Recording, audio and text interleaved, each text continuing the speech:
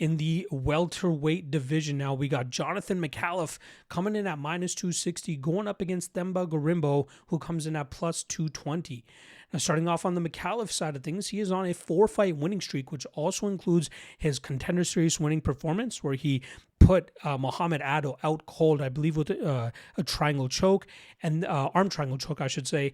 Then he had that very pedestrian performance against Kevin Juice, where he utilized a lot of movement, a lot of kicks from distance. He was able to put Juice on his ass at the ending of the first round with a head kick, but he kind of just, it was, not the best fight, right? It was just a lot of Micallef treading around at distance, utilizing his kicks, and outpointing Juice. Then he had that fight against Oban Elliott back in January, where Elliott seemed to be ahead with his strikes. He was a little bit faster, a little bit quicker, cut open Micallef as well near the ending of that first round, and it really looked like Elliott was going to start to snatch the momentum there.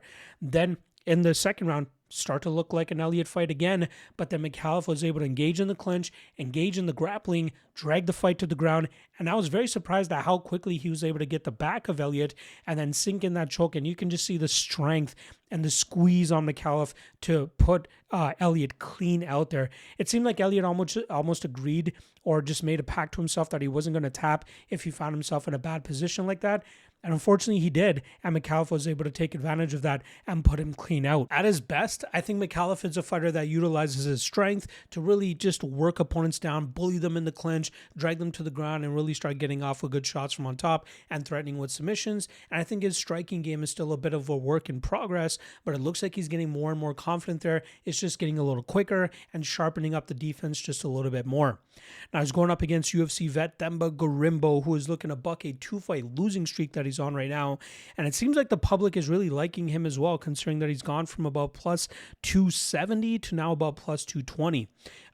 He had a solid 4-fight winning streak, I believe it was, from 2023 to 2024. A lot of those matchups, especially the Brahimaj and Price fights, were him just grinding those guys down, utilizing his string bean strength of just keeping these guys on their back and not really letting go with a whole lot of damage. There are instances where he's landing a bit of ground and pound, but for the most part, he seems to be more keen on just controlling these positions than actually looking for a finish and trying to finish these guys, right? His last finish was over Pete Rodriguez, who he knew was just not UFC level, and Gorimbo was able to get him out of there pretty quickly. But against Luque, we saw Gorimbo's reckless striking approach really come back to bite him in the ass as he got clubbed and subbed in, less than a minute that night. And then the Jeremiah Wells fight, he started off pretty well. We saw his strength on display, being able to bully a guy as strong as Jeremiah Wells, and that led to Gorimbo winning that first round. But it seemed like he started to slow in the second and third rounds, and Wells was able to take advantage of that, landing takedowns of his own, good top control, good ground and pound, threatened with the arm triangle choke a few times as well, and that seemed to cause Gorimbo a ton of trouble. Gorimbo did manage to get out of some of these spots, but he continuously ended up finding himself on his back, and that was obviously leading to him losing that fight on the scorecards.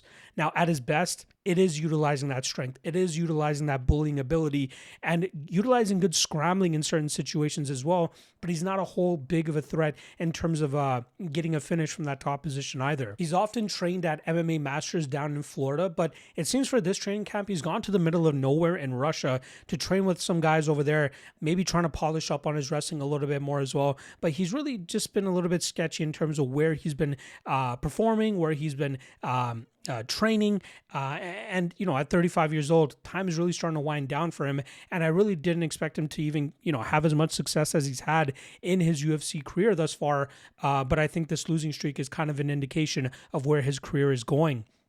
Now, going up against Jonathan Micallef here, again, I was kind of surprised to see the line move as much as it has over the last 24 hours. I believe Micallef was around -340, -350. Now he's down to about -260. Now, thinking about it more, you obviously have Gorimbo with a little bit more, a good chunk of UFC experience advantage over Micallef, who's just coming to his third walk to the octagon this weekend. And then obviously Gorimbo's ability to grind out positions as well. In terms of a striking war here, I think Micallef has a bit of an edge there, although the recklessness of Gorimbo could actually help him, as Micallef is still looking to find that confidence in his striking game so he can actually let his hands go a little bit more rather than just leaning on a kicking game. To me, I think this fight will be made or broken. make or break, right? That's the phrase I'm trying to use here in terms of who's going to win this fight. I think it'll be competitive early, but I believe Micallef's strength will start to pay off in the second and third rounds here, and I think that will lead to him grinding this spot out. But it seems like we're going to get a lot of love on Gorimbo throughout fight week, so I don't mind sitting on the sidelines and waiting for a better line on Micallef later on here. I think he is the better fighter. I think he's the stronger fighter. I think he's the better grappler, and I think that's going to start to show more and more as we get into deeper water here. So I'll go Micallef. I'll go Micallef by decision, but let's just wait for that line to come down a little bit more before we get ahead of ourselves.